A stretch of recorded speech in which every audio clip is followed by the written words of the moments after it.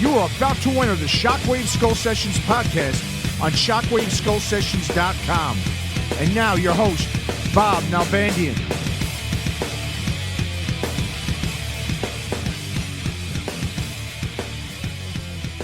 And we got a great one here for you folks today, especially if you're a New York hardcore fan. It doesn't get any better than this. I got three special guests for this episode. First up, we got a familiar name and voice to our Skull Sessions listeners, book author and legendary A&R rep, Mr. Howie Abrams. What's up, Howie? How you doing? When you say special, what do you mean by that? Special? Oh, not that kind of special. Oh, just second. That's why I said very special, you know? Oh, okay. Got it. Thanks. Awesome. And then my next two guests just last year celebrated the 30th anniversary of their debut hardcore classic release called Blood, Sweat, No Tears, and they're here to talk about their new autobiography that they did with Howie called The Blood and the Sweat, the story of Sick of It All's Koller brothers. We got the Koller brothers here themselves, Lou and Pete. Thanks for coming on today, guys. How you doing? Good. Nope. Hi, what's happening? Awesome. So let's see. Let's talk about the Blood and the Sweat. Obviously, to our listeners, if you're a fan of the band or you just love New York hardcore, you grew up in New York City in the 80s, this is just a great read about the history of the band and the scene at that time. And it all started for you guys in Queens, right in the heart of the borough there in Flushing. 2 of 4 boys, 1 year apart, man. Wow, God bless your parents, man. That's that's tough, man. We aged them before their time. Oh, I'm sure you did, man. New York City, in the 80s, at least from what I remember growing up in Queens, I grew up there too. It was never really cool for guys to have long hair and listen to metal. The ladies definitely weren't throwing themselves at most of the guys who did, Yeah, to find a select few, yeah. Yeah, right. And also there was no local radio stations that really played metal or heavy punk at the time, so it was real underground back then. And I remember, it was definitely more well, I guess, accepted, more so in the suburbs and the outer boroughs. So why don't you guys just talk a little bit, we'll start with you, Lou. Why don't you talk a little bit about some of those early days as a young metalhead living in Queens and having to fend off, like we all did, all those Guidos in our neighborhood at the time. Well, exactly that. It was just the music that we got attracted to, and we just happened to start, when you get into something, you want to emulate what the others who are into it are. So we, grew our hair out, and you get the Guidos drive by and yell shit at you or throw stuff at you, like you said, it was a very rare thing, but it's because of that we bonded with, it was funny in our high school. It was Armand, Pete, me, and 2 other people. And then there was the ultra smart kids who were into more of the new wave punk, but still outcasts. So we all had that in common. Mm-hmm. The rest, everybody was, Guidos into, Meatloaf or whatever. Not that Meatloaf's bad, but, Awesome, man. Well, let's talk a bit about the origins of the band, man. You guys started out, you played a few shows in Long Island, and then shortly after that, obviously, you took your music to wherever everyone else was at the time, all the big hardcore bands at CBGB's and the infamous Sunday hardcore matinees that the club and scene were famously known for. Talk about a couple of those, early shows at CBGB's. Pete, we'll go with you. I mean, when did you guys feel that the band really started to gain some momentum in and around the scene? When we started playing CB's, when we started the band, we were kind of that's all we wanted to do was finally get to play there, because we would go to every matinee we could, didn't matter who was playing, Mm-hmm. So starting the band, we're like, wow, wouldn't it be great if we could play in front of all of our friends, at our favorite place? Mm-hmm. So that was kind of what we were trying to get going, and then it got going. Yeah. Mm-hmm. I don't remember what was the first bill. I think Stillborn was on it, but I can't remember who else was on that bill. The very first time we played CB's. Mm-hmm. Do you remember, Pete? I don't know. I have no idea. Because I've seen a couple of flyers. There was one with us and YDL. I thought that was the first one, but then there was the Straight Ahead, Life Sentence, Sick of It All, Stillborn show. That might have been the second or third time. Wasn't it Beyond Reason? Wasn't that Beyond Reason? That's another familiar one. But right, but yeah, I remember around that time, that first CB show for you guys, there was sort of no headliner, right? It was kind of for the younger bands. Yeah. So Stillborn, like you were saying, who was kind of playing their first couple of shows. You guys, and then I remember there was that Beyond Possession. That was the band. Beyond Possession. That's the band. Yeah. That's what we were thinking of. And then there was one other band that may have been Straight Ahead, but it was also like really early days for them even. Yeah. I don't remember, but those shows are, were just fun because we just thought, we'll play for our friends. But you got the exposure, Mm-hmm. If Straight Ahead played, that meant that Armand played 2 sets, right? Yeah, well, he did when it was Straight Ahead got a little later. Straight Ahead got when they were huge in New York. It was Straight Ahead, Life Sentence, Sick of It All, and Stillborn. That was it. I have that flyer. So yeah, that was a great show. But awesome. I love those matinee shows. They were amazing. Yeah, man. How long did you guys do those for until you kind of signed with Revelation on the 7-inch, the self-titled one? Well, I think they loved us from the demo. And they approached us to do the 7-inch, the comp first. What's the 7-inch comp? I can't remember. Together. Yeah, and then from there they asked us to do the 12-inch comp, and so I remember talking to Ray and Jordan outside of the Anthrax in Connecticut. We were there going to see Token Entry, and they said they asked us to do the 7-inch with them there. Well, when you guys wound up getting on Revelation, obviously, I mean, it's a huge boost, obviously, to you guys, but it also sort of, led to a lot of misperceptions on the bands that you guys were now straight edge band, right? I mean, and what the thing is, at the time too, I mean, it was interesting because having that label attached it really meant more than just being, alcohol or drug free. Even like you guys say in the book, at that time, it wasn't you guys weren't necessarily, totally straight edge or anything. But I mean, you had those two factions within the scene, right? You had the streetwise tough guy, sort of, seeing that, a lot of the musicians grew up in, the urban areas. They kind of came from broken homes, and they liked to party. And then you had that other, faction where they were sort of kind of maybe from the outer boroughs or the suburbs. Good, from Connecticut, yeah, okay. The good, and then they came from good, like, middle-class families, those guys, and lyrically, there was more uplifting sort of lyrics. And you guys were basically, you were right in the middle. You were kind of neutral because, you didn't grow up in the suburbs, but you also came from good family. You weren't tough guys looking to start shit all the time, but you weren't pushovers. If you got provoked, obviously you wouldn't, back down. And also, with your music and your attitude, it was angry but uplifting at the same time. So you guys never checked all the boxes on either side. So you were so neutral. I mean, I guess that could have been both good and bad in a way at the time, too.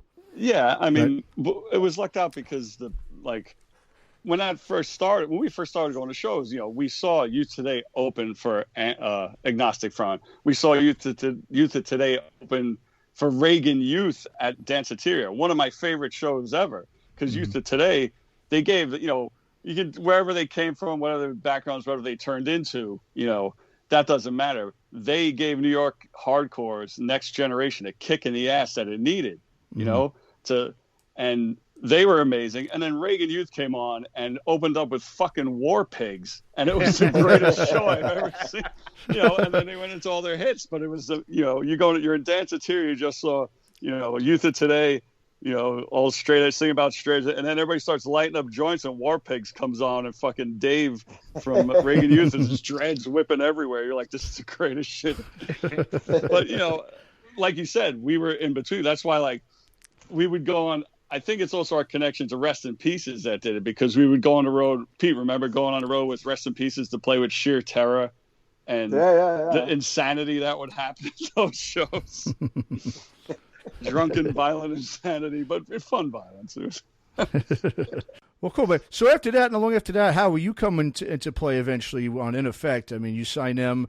You released that, the Blood, Sweat, No Tears iconic album back in '89. Which is still to this day considered one of the all-time classic New York hardcore records. Tell us, Howie, about how you discovered the guys first, and when was that exact moment that you knew you wanted to sign them to In Effect? Well, I mean, just like Pete and Lou, I mean, I was just going to shows all the time. I was at every matinee. We were going to shows out of town, whether it was at the Anthrax or Jersey or, we would even at that point, we'd go up to Boston and Rhode Island once in a while. And so, obviously I knew of the band. I was at their first show. I knew the guys even a little bit before that, because the connection was really Craig through Danny Loker, because Danny Loker was a mutual friend, with me and Craig. So I met Craig when he was like 14 or something like that. He was, he wasn't even in NYC Mayhem yet. I think they were just kind of getting started. So I was in the mix with a lot of the people, and then, Sick of It All forms. And, it's funny because, we talk about the first Sick of It All show, and for all intents and purposes, it was kind of awful, Yeah, it was. But it was glorious at the same time, because here's this new New York band that had this sound that a lot of us liked, like whether you were coming from metal or you were more of a pure hardcore. There was something in the band for, I think, everybody who liked aggressive music. Mm-hmm. And so, a lot of people just latched onto them, and then they did the demo, and you were like, shit, now I can take their music home with me, right? Then the comps on Rev and all that. So between all that and the time that I was able to get In Effect going, the band had kind of really, gotten on the map. Like they were playing Coast regularly, DC, Boston, Rhode Island. Really, I mean, it was just as simple as seeing how good they'd gotten. They were just one of the absolute best, live bands in New York, period. Mm-hmm. And so we had this label going, and we ran into each other a lot, and I finally just asked, like, are you doing an album for Revelation? And what happened, this I learned a little later from Lou and from doing the book, was that they wanted them to wait because they only had the capacity to kind of work on one album at a time, and they were in the midst of doing the Gorilla Biscuits album. So they didn't really have time to do this album at the same time. So we lucked out that way. Mm-hmm. And, ultimately we wound up getting to work together and do the first album and the EP and all that stuff is, the early, whether you want to call it like the beginning of the real part of their career, whatever you want to call it. A lot of great shit started to really happen for the band, and the album put them on the map even deeper, because now it legitimized them further, and even more bands and more kids got to know who they were. I mean, and in that album too, let's talk about, you guys recording it up at the historic Normandy Sound in Rhode Island there with Tom Sewers, which became really just a winning combo and sort of a pilgrimage for a lot of hardcore bands at the time on the East Coast, right? Pete, why don't you talk about that? Actually, it was a lot of fun. Howie, did you come the first time? Yeah, the first time I came up for the whole time. I was there. I think I drove with you. I think I was in the van. Yeah, in the van, yeah. And it was only 3 days, right? It was like a 3 days. Yep, 3 days. Yeah, it was recorded. 3 days wow. to finish. 21 songs. Wow. That's some DRI shit. Hey, that's the way to do it. Yeah, it was such a great experience. It was really fun because we all just hung out and lived in the apartment above it, acted like pure idiots and recorded every once in a while. It was great. It had everybody was there. Craig was there. That's basically our career, though. That's basically what our career is like. We act like idiots, have a great time, and then sometimes play songs and get some money. Yeah, play a show. Well, yeah, that place, it always had it really has such a unique tone. I mean, Howie, I remember we did a podcast before. You talked about the soundboard there, and that's the reason why it really had such a good sound to it, a good tone. Well, yeah. It did, but it was also Tom, Tom was great. Tom and that board, that was the winning combination. Mm-hmm. And they had some other, guys who worked as assistant engineers, like people who worked on the Sick of It All album and some of the other albums who became, like main producer engineer guys up there, from working on the earlier records. And, we were trying to figure out like what the order of events was up there in terms of bands. And it turns out that Wargasm, they were the first ones to actually record their album up there because they were from Boston. So it was an easy trip for them. And that's when like Leeway and the Cro-Mags and those bands started going there. And Chris Williamson started bringing bands up there. And, I think we can all agree that the Leeway album is what put us over the top as far as working with Tom and going up to Normandy, because that album just had this other level quality about it when you knew, not a lot of money was spent on it, but you knew that exactly, Tom was able to get that guitar tone, and for AJ, and the way that Eddie sounded and the drums and everything, and we were like, we don't want to sound exactly like that, but wouldn't it be great if you could work with that team, Mm-hmm. Exactly, yeah. And the good thing about Tom is he would tell us stories where we're sitting there and he's going like, every band calls me up and they go like, when they come up here to record, like, I want to sound like, say like they go, I want to sound like Harley. And he goes, well, then get Harley in here. He says, I'm going to make you sound like you the best I can. Right. And that's good. It's not like he didn't have like, okay, here's your set bass sound for hardcore. Here's my set bass sound for metal. He went with your, your style. And that's what later on we learned that from Tu Madsen also, who in 2006 we started working with him. And he was great. He didn't make us sound like any other band. He took Sick of It All and pumped it up to, what we do live to catch it on record. Well, Lou, I know you documented really well that you're never really a big fan of your vocals on that record, huh? Oh no, I don't like them. Is it just because Blood, Sweat, and No Tears is iconic to everybody but Lou?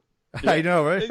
I was gonna say when you were saying before, it's a iconic New York hardcore, and somebody posted it the other day, and he wrote a must-have, a cornerstone of New York hardcore. It's weird for me. I never think of it like that, and I was reading it and going like, I don't understand it. There was, what about again Reagan Youth or Victim in Pain, and I don't think of us in that kind of a way, but I guess to the people that grew up on it, they love that record. I just hate my vote. I think everything else is fine on there, and it's nobody's fault but my own. Well, I mean, how important was Normandy in terms of just, molding your guys' sound? And I mean, how does it kind of compare to some of the other places that you guys have recorded since then? I think you recorded like your first 4 records, I think, there, correct? I think it was. Yeah, well, up to Scratch the Surface. Scratch the Surface, yeah. So okay. First 3, yeah. Okay, first 3. And then I think built the last, we went to California or something like that. Because we got Garth Richardson's to sit around and get paid to do nothing. But he sat around and did absolutely nothing. Wow. But I think you can hear a progression, and Tom, again, he taught me like so much. Even on the album, like, Blood and the Sweat, the stuff I don't like, there's little nuances in there that Tom was like, all right, don't do the second verse exactly the way you did the first one. Try this, emphasize this word. And then he did that even more on Just Look Around and even more on Scratch the Surface. So I learned a lot from Tom. That's what I got out of it, Mm-hmm. Well, one story that you told, Lou, in the book, which I thought was cool, which really like emphasizes the difference between engineers and producers, which was like Tom was ultimately hired to be an engineer. Like he helped, with production stuff as well, but he kind of was the engineer. And then when you guys came in with Scratch the Surface and he started doing the whole like, oh, you're on a major label now, things have to be different, it has to be totally different level. And then he said, if I was the producer of this album, none of this material would be good enough. Yeah, he did say that. He did. He got a little crazy when there was like major label was like in the mix, And I don't know if anyone knows this, but the first mix of the record, the record company hated it because it was too slick. Yeah, it was too slick. Who was the A&R guy? With Oliver. Crazy. Oh, what the fuck? Derek Oliver. Derek Oliver. Nice guy, but he even said, he goes like, this, it's good, but it's not you. Saying about sick, it's not Sick of It All. Which we understand, but I mean, I understand Tom's the reason for one of the reasons for his trying to make it sound because his name was going to be on a major label, and to him that's pushed out everywhere. It's not just on Relativity anymore. It's going to be on freaking East West, So he was worried about making something he didn't want his name on. All right, well, let's talk about Just Look Around, and we'll go to the next album. I mean, on Just Look Around, you started to incorporate a different element into your sound with the groove tempo stuff. And at that time, obviously, New York hardcore, that sound, it was becoming more metallic and groovy overall. I mean, guys like, bands like yourselves and Biohazard and Sheer Terror, Leeway, they were all kind of, you guys are all leading the way for that more modern New York, hardcore sound in the '90s, and it started to draw. Talking about major labels, it did start to draw sort of more attention from the bigger labels. And even though there was that whole profile, Rock Hotel, Chris Williamson, those bands, that was kind of a half-assed, kind of feeble attempt by Profile. It looks like at the time, I guess the labels really weren't giving up yet on New York hardcore. And Howie, I think, correct me if I'm wrong, but I believe it was right around this time with Just Look Around when Important Distribution got bought out by Sony. Is that right?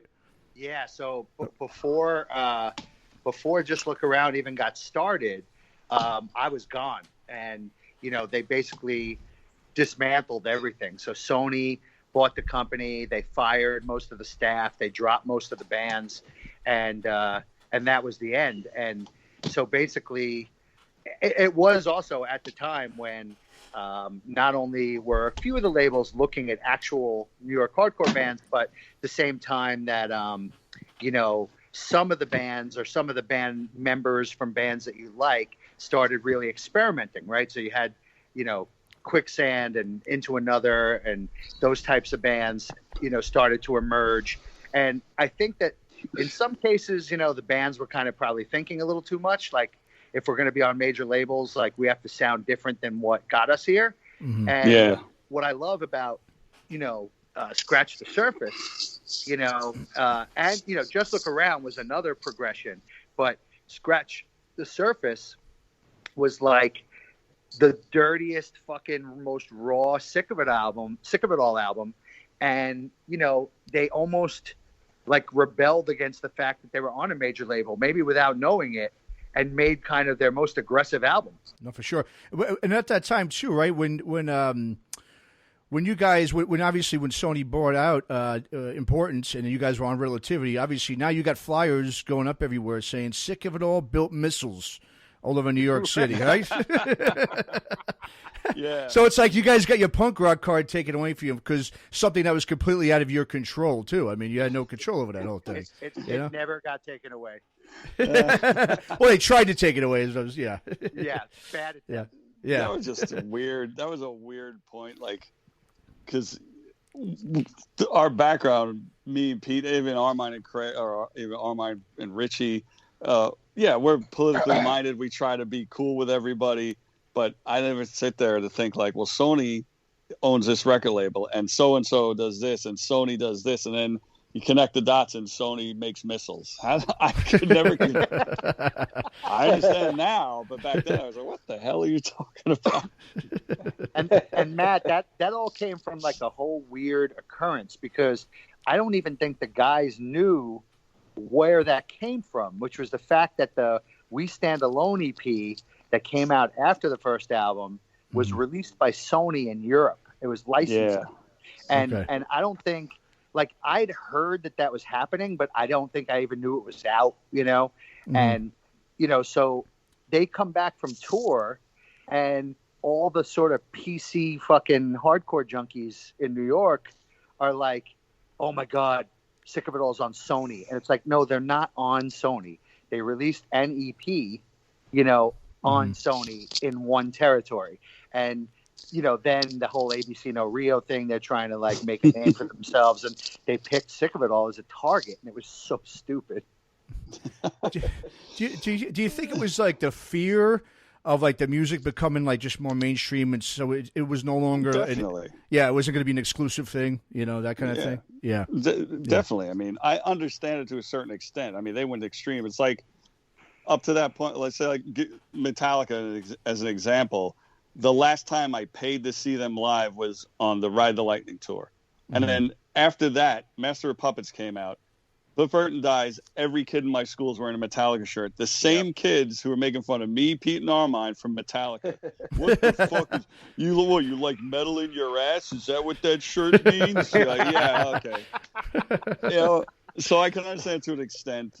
And but the funny thing is, a lot of the guys that were in those bands talking shit about us, they all came from way better off backgrounds than ours, My parents didn't give me a home, Isn't it always like that? Yeah, it is. It's always like that. And the label was the enemy, the band was the enemy.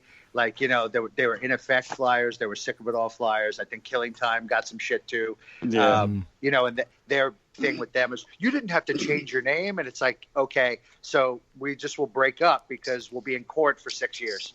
Yeah. Exactly.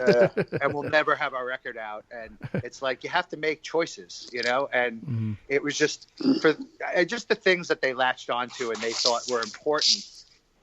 Part of it was this fear of hardcore getting too big, but also part of it was them trying to have this like B scene over here that was different from what was going on at CB's, which they didn't agree with anymore, and they wanted people to pay attention to them, and so there was all that stuff going on too, and it's like that's cool, like just do your thing. Like, why do you have to shit on someone else to like build up your own thing? Exactly. Well, yeah. Well, it's I was listening to because it's on YouTube now. They have that NYU debate thing. Yeah, I mean it's pretty cool though. Look, going back and listening to that again, it's pretty it's very entertaining for sure. We always thought we should put that as a bonus track. Maybe we should put it as a bonus track on the next record. Well, someone put it out as a 7-inch, right, Pete? Yeah. I don't know. Did they? I think someone like did a bootleg 7-inch of it. Well, then I want my money for it. Yeah. So, that's the thing. Going back to the ABC No Rio scene, some of the guys who were the heads of that scene, years later, we find out, they're all PC, they're against money, but they were bootlegging straight ahead shirts and records, because they knew there was a demand for it. And we would always tell Craig and Armand, like, you guys should redo that stuff. Oh, we're looking into it, and then all of a sudden you see straight ahead shirts all over, and it's these guys from ABC No Rio. That's really cool. Did they give those guys money? It's not cool unless you're poor. Yeah, or pseudo poor. Yeah, well, fake poor. Yeah. Well, cool. Well, right around this time too, you guys also went on the New Titans of the Block tour. There was Sepultura, Sacred Reich, and Napalm Death. How crazy or different was that? At least in the beginning, to be on an extreme metal tour. And now you're kind of opening yourself up at that time to a whole new audience, outside of the whole hardcore and punk arena. It was great. We got to bring our style of heavy music to people who have no idea what it was. Yeah. And the reaction we got at first when we walked out on stage at the first opening for Exodus tour thing, it was a bunch of guys with shaved heads and rat tails coming out on stage instead of leather pants dudes. But every night the crowd super got into it. After the first few songs, they saw the energy, they saw the passion that we were playing with, so they got into it.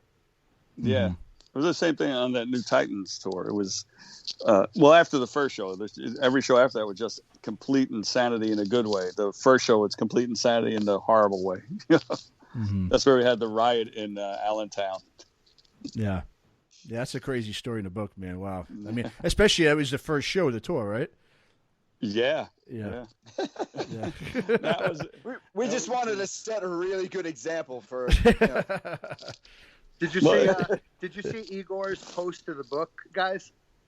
No, I didn't see it. So I sent him a book and he got it and he posted something like, great read about my brothers, Pete and Lou, and like touring the country and like punching Nazis and like he posted it like a day or two ago. Oh, cool. Nice. So let's talk about Scratch the Surface. 94, I believe that was, right? Your first on a major now. Now you guys are on a major, not just getting distribution in Europe from, EP. And this is, in my opinion, this is when you guys really obviously took off because people in New York at that time, who weren't really privy much to even New York hardcore, all knew who Sick of It All was. You know what I mean? And obviously, just the whole hardcore sound at that time, it got bigger. And again, bands like Biohazard and Sheer Terror, they were on majors.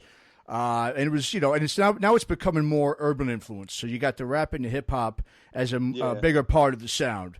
And I know, Howie, you obviously worked with, Dog Eat Dog and Madball and stuff. So you were part of that too. But you guys never strayed, you strayed from going down that path. You guys, even though you guys had KRS-One on you guys probably had the first, I guess, rapper guest rapper Intro on a album, record, yeah. right? Yeah. You guys obviously you didn't touch that, and like how you mentioned, Scratch the Surface was probably your most raw and heavy album to date. Did you guys ever even consider like doing any of the hip hop stuff with your sound? It was always there. I mean, like Disillusioned on the first album was kind of like that. It was more like DC go-go funk music, but Just Look Around had a lot more, right, Pete? We had The Shield, In Dust, just stuff like that. When we did go ahead. Like writing those songs, I would be listening to Boogie Down Productions or Eric B. and Rakim, but coming out of me, it comes out like, those songs. To me, those are groovier songs, but it's not as much as a Biohazard would be or something like that. Yeah. So I was influenced by, Well, you never went there with the vocals, right? You never No. Like Lou never tried to like put rap vocals on top of that, but he had to like ride the. No, that would be cheesy as hell. So yeah, I mean, I think on Scratch the one that comes closest is the song "Consumed," and Armine wrote the lyrics to that, I believe. And did you write the music, Pete? I don't remember for "Consumed." It was just slow and heavy groove. It was just a slow, heavy groove. And we say this in the book, but when we were rehearsing in one of my favorite studios we had in Chinatown, we were rehearsing, and Toby from H2O would always come up, and hang out, and he watched us go blaze through like 6 songs, and we stop, and he's like, "Why are you guys still playing fast? People like Biohazard groove now." And we were like, "But this is what we write. This is what we like." And I think it worked out fine for us. Yeah. No doubt. And I always found it interesting. You guys had Billy Anderson produce that record. He was more well known in the stoner and doom stuff, in the '90s, but bands like Sleep and all them. What made you go with him for that record? That was kind of a surprise. Well, this brings us back to when the record company didn't like the mix of Scratch the Surface. Okay. So we wanted to bring somebody else in who saw it from a completely different viewpoint. So, for instance, we were looking for a distorted vocal for Lou's, what song was it? Maladjusted. Yeah. All right. And Tom was like, okay, let's look in the computer. And, there's 10,000 settings. So he's like, here's number 1. What do you think of that one? Okay, here's number 2. What do you think of that one? So there's 10,000 more to get through. Billy Anderson took 2 of the knobs and turned them up to 10. There you go. Scream. And it's just like, and we're like, okay, that's cool. I remember Tom was like, kind of pissed, like, if that's what you're just going to do, twist the knobs. He was like, all pissed off. But I think it was Derek Oliver that suggested Billy, wasn't it? Yeah, it was. Yeah. And then we heard his shit, and then they sent Billy the songs, and he loved them, and he added the dirt that needed to be in that record. I think the best one was him and Tom both worked on Consumed together, like really worked on it together. And there was the one night they were both high enough to agree. And they were just like, yeah, this is awesome. We're working. And then we were like, I remember sitting during them putting a song together. I was like, wow, this record is going to be awesome if they keep this up. And then like the next day they played it for us. We all loved it. And then you'd walk out of the room, Tom would walk out of the room, and Billy would go like, that's my mix. And then Billy would walk out of the room, Tom would come back in, Tom would go, that's all me. They couldn't agree. But it was still fun, But Billy added the growl and the dirt. And I know he was friends with all these bands. And it was funny because we played LA after that. We did 2 nights at the Whiskey, touring on that record.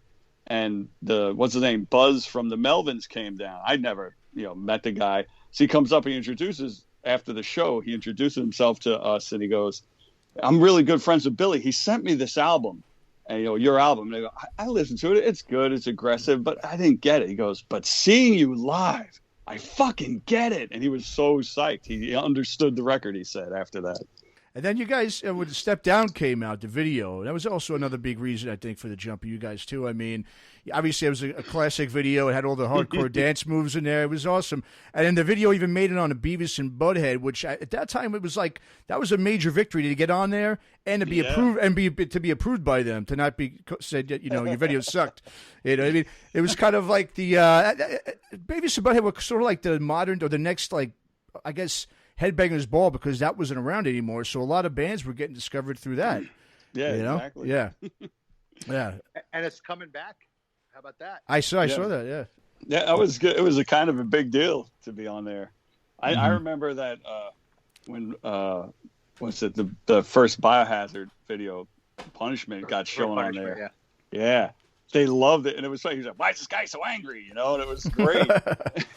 And then, and I remember talking to the guys in Biohazard. They said, like, seriously, Lou, not lying, but like the next day, the label's like, "You don't understand how many records you're selling now." Like, that's awesome. Didn't happen to us like that, but it was still fun to be on there.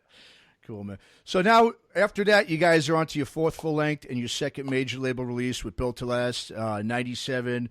And hardcore was making sort of another transformation, too, at this time. You had all, as Howie was mentioning before, you had a lot of those post-hardcore bands were on majors. You had Into Another, Quicksand, Orange 9mm. I think Don Fury had his Building Records deal through TVT. And so now hardcore was becoming more rock and alternative-centric than metal or punk. Even Leeway, their records were very, alternative as well. Yeah. And so my thing was, what would go through your guys' minds, man? Every time you saw these different sounds and these new elements kind of creeping into hardcore, I mean, did you relate really to any of it, or you just was like, you know what, we're going to do what we do and let everyone else battle over what's the next cool thing to do in hardcore? Pretty much, that's what we did. Yeah, right, Pete? yeah. Basically, that's it. I think the way we would see these things and be like, wow, that's really cool. But we wrote more the way things affected us personally. Like everybody, a lot of my friends were like, wow, after Scratch, you guys got so positive on Built to Last. I go, well, there's a couple of reasons. We had just toured the world for almost nonstop for 2 years off of Scratch the Surface. And we were in situations all over the world where some shit was going down, but our fans stood up for us. In Argentina, this guy tried to, the promoters ripped us off, and we were like, really, and our fans physically punched this guy in the face. Damn. And it's insane. But we were on such a positive high, and to me, it's also the way you stack an album. We put "Good Looking Out" as a tribute to all of our fans who helped, and all the people that had helped us out, touring the world for the first time. Mm-hmm. And but people say, "Oh, it's such a positive album." There's some dark songs on that record. There's some heavy stuff, all the way down to Jungle at the end. Yeah. And you guys, I what remember are you laughing about, Pete? I actually really like that song, Jungle.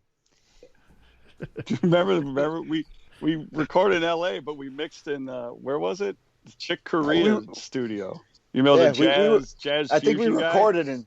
Didn't we record in 3 different studios for absolute fantasy reasons? No, we recorded that one that did like Nirvana and all that shit. That famous studio. Sound City. Yeah. Yeah. But remember, we recorded in. We were in Chick Corea's place, and who suggested the bongos and all the shit? Do you remember? I think it was Armand and myself. I think we. You guys came up with this song. Would sound really good if this was in there. And a lot of people love that. And some people, I remember when the record came out, some people tell me you should did a lot more of that stuff. And I go, but Sepultura does that. We just did it because it was there. The song was called Jungle. It's about living in the city, but it's got this jungle vibe to it. And I love that song, man. I think you guys were also featured. You had like a feature on MTV or something, right? It was like a little. They would do those little. I forget what you'd call them, but they'd put on like a 5 or 10 minute little feature of a band. I think it was right around that time when you guys. Do you remember that at all? Yeah. Yeah. Right. Do you remember that we were interviewed before that huge show at the Roxy or 1018, whatever it's called? Remember we went into that club, Club Hell. Yeah. It was the night of probably our biggest headlining show ever in New York. It was Sick of It All, VOD, Snapcase, a little band called AFI, and Ensign. And It was sold out Roxy, and we went and did an interview with Kurt Loder. That was a Kurt Loder, yeah. He was a really nice guy. Yeah, he was cool. He was funny. He joked on camera, off camera. He wasn't like okay, I'm done talking to these guys, I'm leaving. You know, he was just he was all right. Did you guys ever get really pushed at all by the majors to kind of change your sound when you were on East West? No. They signed us for what we were. Okay. We had a lot of good compliments from, like Derek Oliver always he even didn't care. As long as we sent him the songs, and he wouldn't say like, oh, maybe you should be more melodic. He never said anything. Nobody ever said anything like that. They just loved us for what we were. They actually wanted us to renegotiate because we had the contract for 2 albums, and they wanted us to renegotiate for more. But on the advice of our manager, because we weren't happy, Scratch, they did great for us. Built to Last, they didn't really do anything. And so we had he was like, the problem with majors is no department knows what the other one is doing. So we borrowed a shit ton of money to go on was it 97? Yeah, the 97 Warped Tour, even though we were almost off the label already. So that's how we got out of our contract. Oh, wow. Yeah, we made ourselves look too expensive, But it was they really wanted they kept saying they want to talk to us for 2 more. But the problem is anybody that you would call up and say, hey, you used to know the people that work there. Every other week it would be new people working there. Yeah. And you'd have to start all over again. And a lot of them didn't know how to handle heavy music or hard music. Or if they did, they thought you were like Pantera, and they were like, hey, let's have a meeting at, the fucking Titty Twister. Where shots are on me. And you're like, can we just take this money and pay our rent? No, throw it at the girls. Like, okay. So, and that's obviously probably the reason why you guys then obviously went back to the independent route and then went to Fat Records after that, correct? Just it was more, you just felt more comfortable and more like it was your, more that you're in charge of your own destiny, Sure. And Fat Mike gave us a better deal than any major label ever did. Yeah, that's sure. Wow. That's unbelievable. It was wow. insane. He's a good guy. He knows what it's like to be a touring musician. So yeah, cool. Well, I mean, we could. You guys obviously then after that you've been on Century Media, for a while. You went back to Fat Records last record, correct? Yeah, it was like a split. Yeah. Split. Right? Okay. Like it was Century Media through Fat, because once again, you can never have anything perfect. It's like Century Media Europe killed it. Where Fat Records, when we left Fat, the main reason was Europe was our biggest area. And Fat Europe dropped off so much. Even Fat Mike was like, I don't know what the hell the people in Fat Europe are doing. We'd be doing... There was only 2 people. Yeah. We would be doing, 1,200 people in fucking Munich, and we'd sell like 100 records there. And this is even before the whole downloading and all of that, or right at the beginning. So that didn't really play into it. So we ended up leaving Fat and signing Century Media. But Century Media Europe killed it. Century Media America were lazy fat metalheads who were like, yeah, hardcore doesn't sell.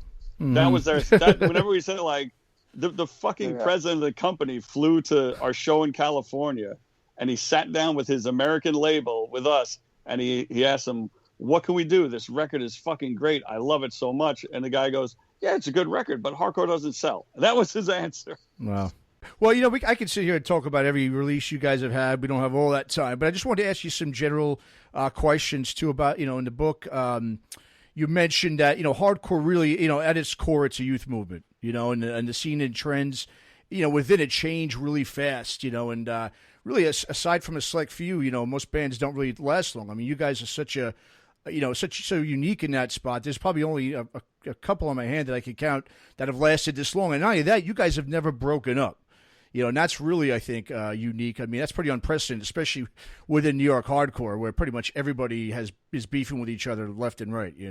I mean, but and you guys have had the same lineup for 25 years too, which is pretty another amazing achievement. Do you think a lot of that has to do with the fact that you guys grew up 4 brothers in such a close proximity age? I mean, just because it's easier, to kind of shrug things off faster when you have your conflicts and confrontations. Does that really help you guys sort of be able to, just keep chugging along no matter what kind of issues you had with each other?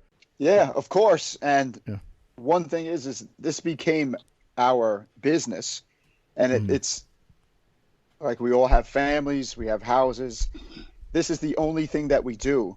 We're not going to let some silly little argument mess anything up, you know? There's, you know, nobody's ego is going to get hurt because we've been doing this for almost 35 years. Who gives a fuck about any of that shit? We have to keep the train going, you know? Yeah, and it's really that's the thing is we don't really have egos. Like, you know, you tell us like, oh, you know, Blood in the Sweat is a cornerstone of New York hardcore. We don't see it as that. Yeah, it's a good record, you know? You know, I don't like people, whatever songs Armine writes, I tell everybody, yeah, Armine wrote those lyrics. And they're like, oh, don't you get upset if he writes it? No, I don't care. You know, we try to be cool to each other. We split everything evenly. You know, that's one of the major things, you know? It's not like, I like to watch a lot of documentaries on music. No matter what kind of, I watched one on Spandau Ballet and how they were like so huge. And all of a sudden they broke up because the 5 other guys in the band were demanding more royalties. And one guy goes, I write everything, lyrics, music, arrangements. You know, you guys go all get your cuts, but they wanted a back end because they were getting older. And he ended up breaking up the band because, you know. So somehow they get nothing. Yeah. Yeah. But then they reunited years later, of course, on a new deal. But what I'm saying is that's why we never thought, because in the beginning, Pete wrote almost all the music, I think, except in talking about the first 2 albums. Armine came in with My Revenge, lyrics and music, and I forget what else on the second album. But then lyrically, me and Armine wrote some songs together. I wrote most of the other lyrics, you know. And then as years progressed, and Armine wasn't just filling in like he said in the beginning, you know, we just started dividing up the work, and it was great. I mean, Matt, that's another thing I think you realize in the book too, is that, you know, Pete and Lou are kind of this 2-headed monster thing. Yeah. But it really, Sick of It All really is a 4-headed monster. Like the rapport between the 4 of them is pretty fucking special and outstanding. Like you don't see that in other bands, you know, where, you know, if you want to know another reason, you know, for the longevity of the band is just their ability to work together that way and create for the band. And, you know, like there's always going to be bumps in the road, but that the singer doesn't care if someone else is the lyricist or if the drummer writes a riff, you know? And that's we're just trying to get the job done. Yeah. And as long as it's great music to us, you know, as long as we feel it, you know? Yeah. Well, Howie, did you foresee these guys lasting this long when you signed them back in the late 80s? Dude, you weren't sure if they would play Seabees for the second time. You know what I mean? That's the same thing we thought. There was no thought process. There was no, like, where is this leading ever, you know? There was no where is this leading with In Effect. There was no where is this leading with any of the bands. Everybody was just trying to do what they wanted to do. And then I think everybody kind of reacted to how, you know, the audience reacted or how fans reacted. Yeah. And so it's like, oh, a bunch of people bought our shit. I guess we'll do another album, you know? You know, we did really well at this club. I guess we'll play there again, you know? And so it wasn't until after a while when, like, for instance, with Sick of It All, that there was an awareness of them outside of New York that you started to see where this could go, right? So it's like, well, if we did New York, I guess we could do the East Coast. And if we do the East Coast, why can't we do the West Coast or Florida or the middle of the country? And, you know, then people started popping up and asking them to do that.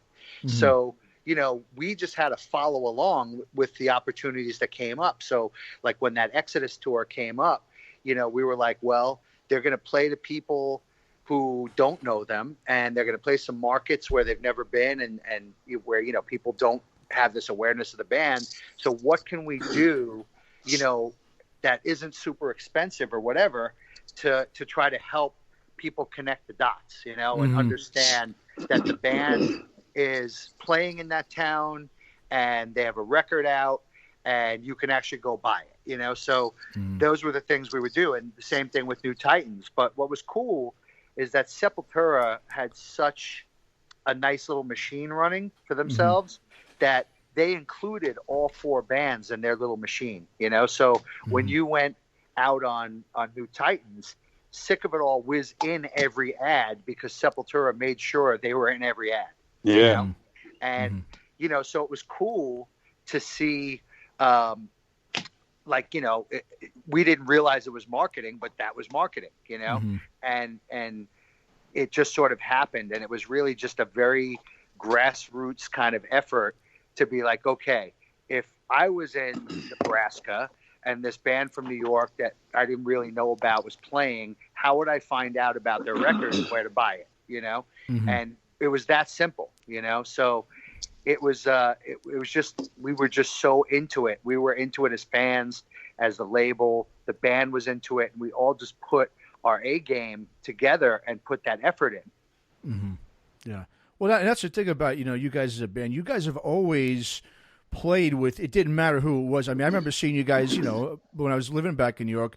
I mean, in the 90s, you'd play with, you know, one like you said, you'd play on a metal, you know, tour, and then you maybe play with Helmet at one time, or you'd play with, you know, whatever. I mean, you guys were always with, you know, always touring with different packages and different genres, you know, which definitely is what opened up, you know, you guys to everybody, you know, not just in New York, but of course, you know, globally. And I think that's what really separated you guys from the rest of the pack in terms of New York hardcore, because no one else really did that. Everyone sort of stayed in their hardcore pockets and never really left, and you guys didn't, you know? Yeah. I mean, we did. We got a lot of love from different genres. Like when Rancid first came, or one of the first times they came to the East Coast, we had the same booking agent, and she asked if they could open up for us at, you know, City Gardens, and we did. And then they reciprocated and took us out on the West Coast with them.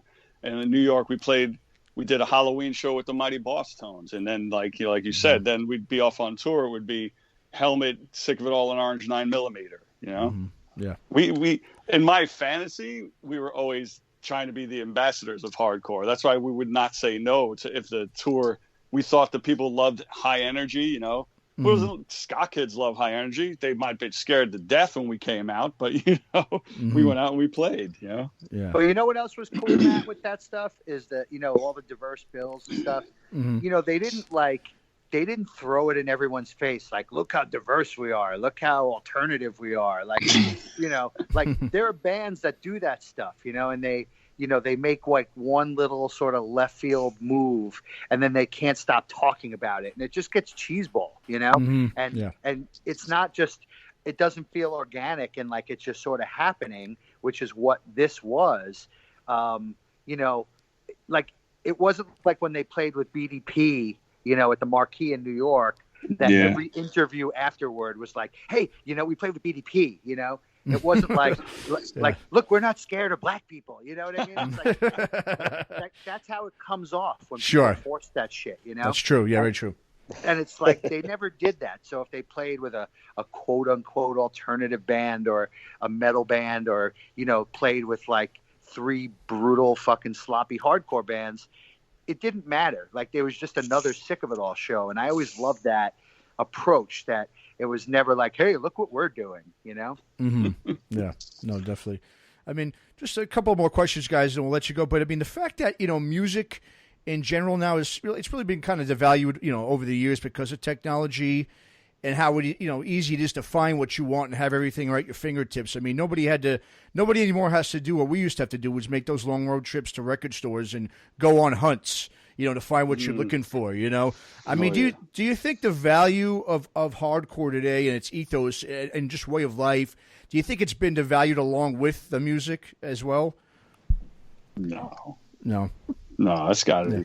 You know, that's music is a part of it, but, you know, the hardcore attitude and the hardcore, like, to us, the what we got into hardcore for is always there, you know? And that was another part of us playing with all these different groups, was being open-minded.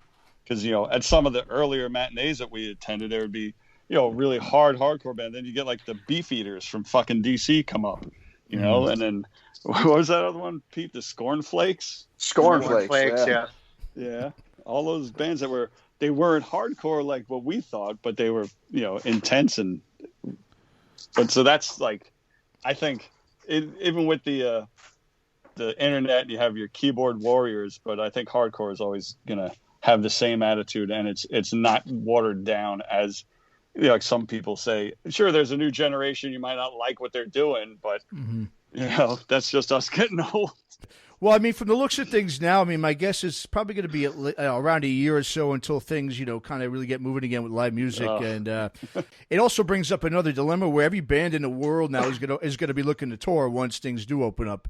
And now, and you got so many venues and clubs that are closed now because of the pandemic. I mean, there's going to be a low supply of places to play. So it's sort of like, well, who gets, chosen to play venues? I mean, I saw you guys do have some dates already lined up, in the States for next spring with Agnostic Front and Crown of Thorns. Do you think that's what we're going to see, more of those kind of packages or even mini festivals going forward? Well, that tour was actually set up for like months ago, but we just had to keep pushing it back. This year. That we wanted to make it something special, like us and AF touring together, Okay. We will do that, but I think they might be forced into doing mini festival tours too, because like you said, every band's going to have I know like 4 bands that are telling me, yeah, we're writing new stuff, we're all recording, and then so it'll be out by 2021 or 2022, and it's like they're all gonna have to go on tour for that shit, So they're all gonna be forced into like, well, 6 bands are trying to play in fucking Bristol, England, so put them all on the same bill and we'll call it a festival. Yeah, I know. It's like I said, I mean, I really feel for you guys, but like I said, let's keep my fingers crossed. Hopefully, we'll see you guys out there real soon, sooner than later. Let's put it that way. I know it might not be real soon, so. But till then, read the book. That's right. Definitely read the book. Cool pictures in there. Absolutely. Great stories.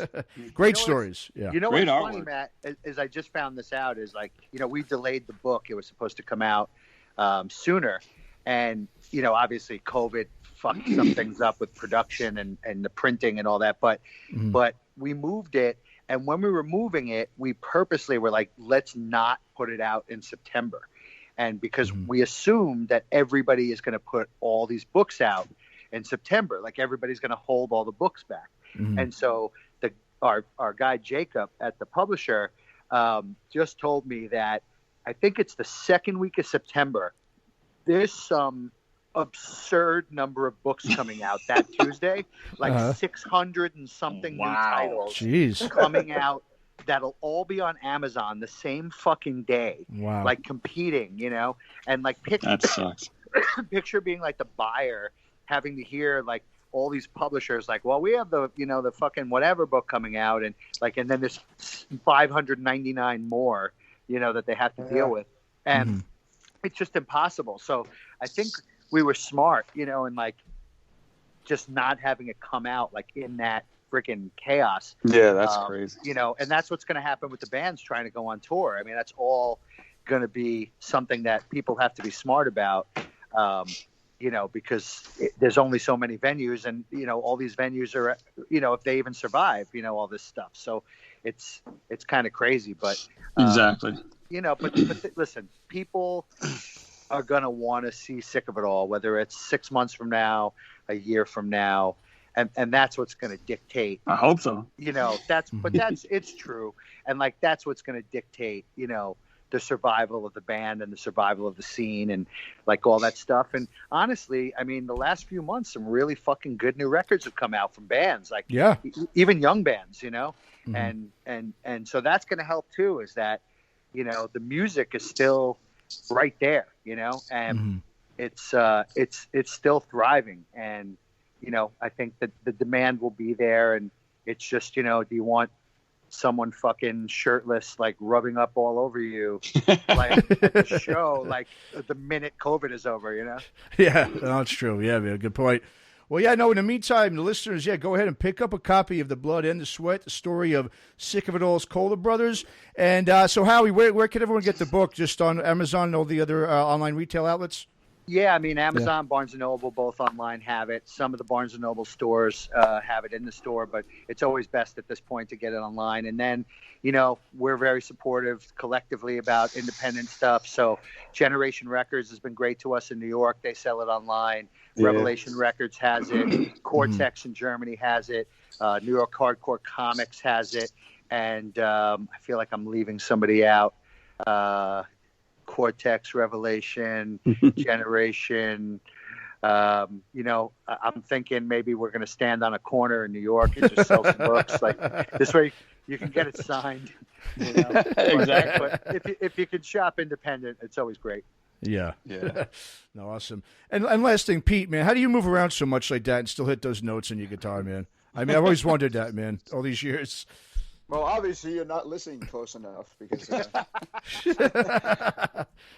no, it's just one of my talents, Yeah, it's quite the talent, man. It's very rare you see someone able to do that, man. So I just gotta Angus Young on crack. Yeah. Well, much respect to you guys. Thank you guys so much for coming on, and I hope you and your families continue to stay safe, man. And I hope to catch you guys playing, live real soon, man, on the road. So appreciate it. Thanks for coming on. I really do. Thank you. Thanks a lot, man. All right. Thanks. Talk to you guys later. All right. Thank you for listening to the Shockwave Skull Sessions podcast. Subscribe and listen to all episodes by going to our pages on iTunes, Spreaker, YouTube, Spotify, and more. You can listen to all other episodes and access up-to-date information and news on the Shockwave Skull Sessions podcast by going to our website at www.shockwaveskullsessions.com. Email all comments, questions, and suggestions to shockwaveskullsessions@gmail.com.